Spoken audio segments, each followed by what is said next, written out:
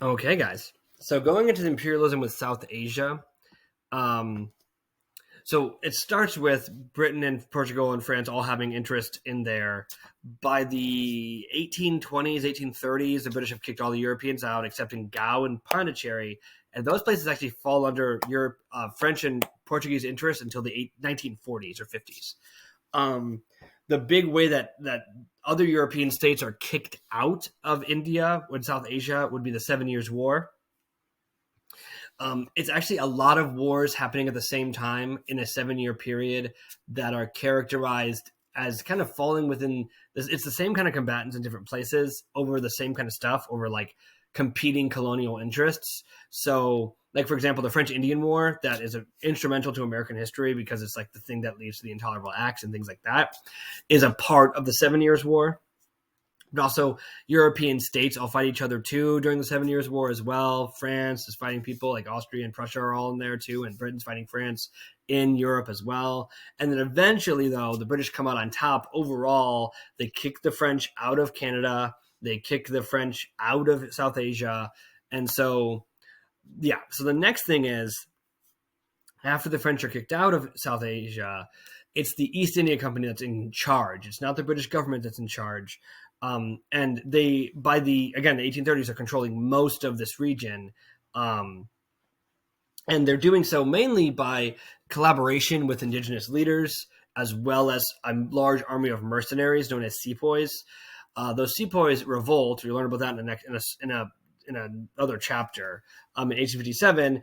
And the reason the revolt happens is through a lot of failures of the EIC as a company, right? It goes back to what I was talking about, the Congo Free State in the last video, that the EIC did not operate as a government for the people of South Asia. It had different interests. It felt obligated to different groups, mainly the shareholders of the East India Company. Therefore, Indian people did not feel like they did not consent to be governed by the EIC. They tried to overthrow them, but that eventually failed, and the British kind of directly controlled India from then on forward. That's called Home Rule. That's a period called Home Rule.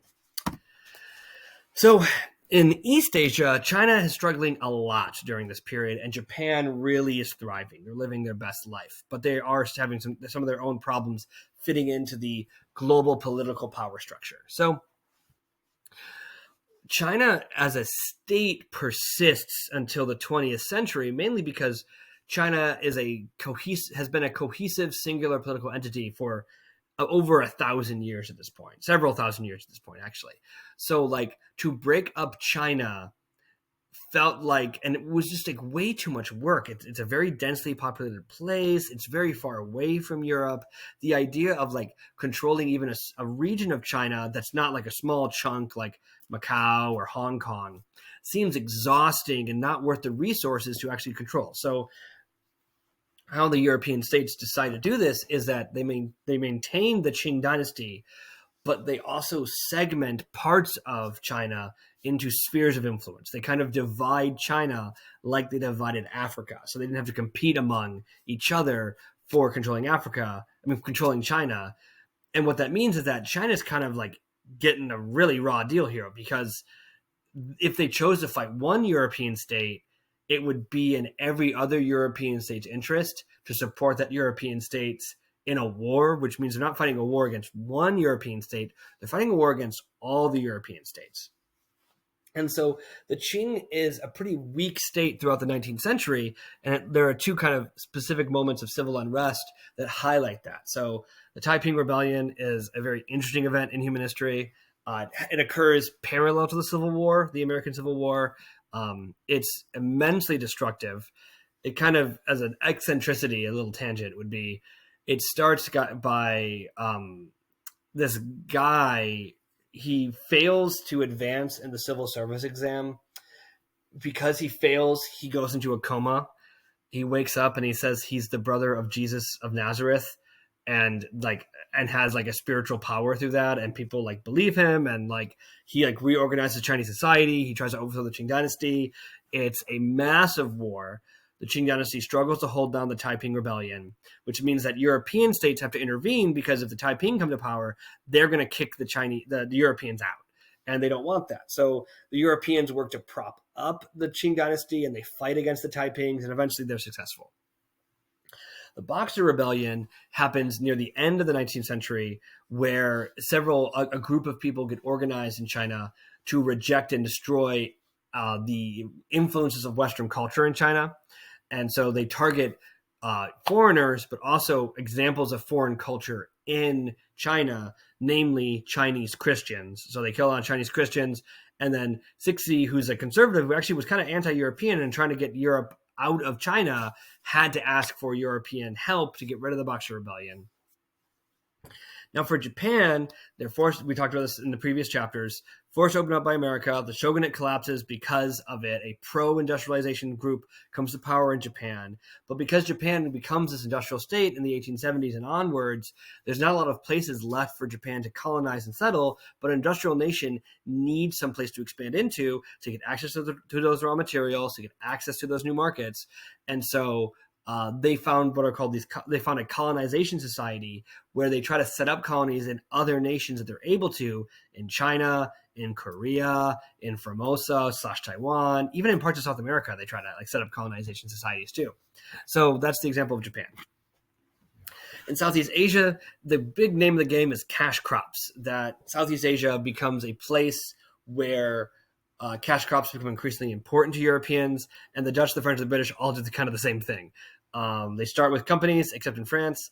The Spice Islands produce a good that is in high demand globally. Like everyone wants the spices, they want the pepper. And so the Dutch really want to develop that. They kind of turn the Spice Islands and what becomes modern day Indonesia, which is what the Dutch East Indies are today, into a monoculture or very agriculturally singular region. And what that happens as a consequence of that is that because of all this monoculture, Indonesian farmers are not producing food at a subsistence level because you just can't eat pepper. You can try, it's not very sustainable, it's not very good for the calories. And so it leads to a lot of hunger problems in Indonesia that, again, is economic interest of the metropole supersede the living interest, the well-being interest of the populations that live there, the subject peoples. In France, the French kick out China out of Southeast Asia. They form a colony called Indochina, which is modern-day Laos, Cambodia, and Vietnam. They produce rubber, and again, it's producing economic interest for the French. The British, the EAC start in the region, but then the British eventually take over. Singapore is a island nation that exists today, but actually was literally built by the British to give them access to Indian Ocean and Southeast Asian trade. And they're developing more cash crops, right? That's kind of the thing that is most important to these Southeast Asian possessions of the British. Malaya is the big colony. The kind of interesting thing about the talk about with Southeast Asia would be Siam, which is modern day Thailand. The monarch was kind of particularly central in his power. And so what the king of Siam was able to do was negotiate a relationship with the French and the British in the region such that Siam was never directly taken control of over by the British. It's very much like Ethiopia, where they were able to play off competing interests of these European nations such that no one ever had the power or authority to take complete control of them, right? Because if the French tried to take Siam, the British would intervene. If the British tried to take over Siam, the French would intervene, right? So Siam kind of gets put in this pretty luxurious position for non-European nations during the time.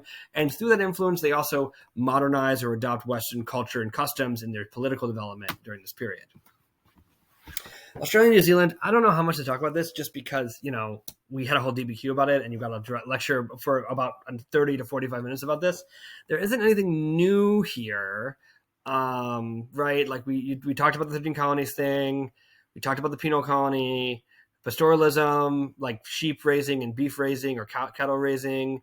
I think that we didn't talk about too much because it's not in the period of our DBQ would be that copper and gold were discovered in Australia, which led to a massive gold rush, which led to more conflict with Aboriginal Australians.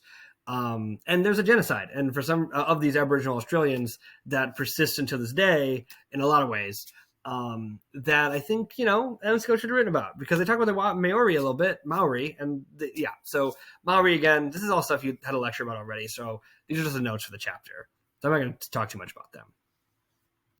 Now, speaking of things you'll learn about eventually, this is a whole unit in a push just in a single slide. So something that where AP World does not focus too much on would be American history, just because it is they have a whole other class that they want you to take for it and pay to take a test for. But America is very interesting in this unit just because it adopts a lot of the behaviors of other European and industrial states during this period, right? So the first kind of way they expand is you have indigenous Americans who live in the continental United States, and the U.S. wants to expand to these areas, right? One of the biggest kind of sticking points for the Americans leading to the revolution would be the proclamation of 1763 that prevented American settlement west of Appalachia, because a lot of British alliances with Native Americans would be challenged by American settlement of that region. In the American Southeast, you have a lot of more developed tribes that benefited from interactions with the British, like the Choctaw or the Cherokee or the Chickasaw. These groups were occupying land that was immensely attractive to Americans, specifically for economic development. And in that period, what that meant is, where can we build plantations to produce crops and stuff like that and make more money off our slaves? That's kind of like the whole thing that's guiding American expansion for the early Republican period. So eventually Native Americans are like defeated. They're pushed into a territory known as Indian Territory, which is modern day Oklahoma. You kind of notice that if you ever drove through Oklahoma, you actually can see where all of these woodland tribes were resettled during this period. And the forced migration to Indian Territory from the southeastern United States to Oklahoma was particularly bad. They weren't supplied. They were forced to do so on foot. They were kind of forced to move under gunpoint, under like the U.S. military, like forced them along. A lot of people died. That's called the Trail of Tears. You probably heard about that before. The next development for American history would be the Monroe Doctrine, which essentially was a way to open up possibilities for American expansion, because James Monroe, one of the presidents, our fifth president, Mr. Jones will be mad at me if I can't remember. I think he's the fifth president. No, it's John Quincy Adams. He's one of the first 10 presidents. He articulates that like Europe should not be involved in the Western Hemisphere, and European states kind of get stuck with saying, I guess we can't do anything about this, because by the 1820s, most of South America was independent from the European states. The Caribbean was kind of still under European control in a lot of ways. But if they wanted to rival America can better supply a military to fight them than like the British or the French or the Spanish could. So in a lot of ways, they kind of forced the Europeans to say, yep, Western Hemisphere is American, right? And when that happens, these other American states don't have the political means to have alliances with these European states, which means that America becomes like kind of the biggest dog in the ring and can kind of beat up all these countries. So, for example, the Mexican-American War is a war between Mexico and America. Mexico doesn't have any allies. Mexico gets clapped by America during that war. They lose a lot of land through there. And then Texas comes like a little bit after that war. America articulates its desire to expansion to this concept called manifest destiny, where they say that like America should spread from the Atlantic Ocean to the Pacific Ocean. They take a lot of efforts to do so. Like, for example, they built the Transcontinental Railroad, which was built. We talked about that in a previous chapter. Alaska is also purchased, which is definitely on the Pacific side of America.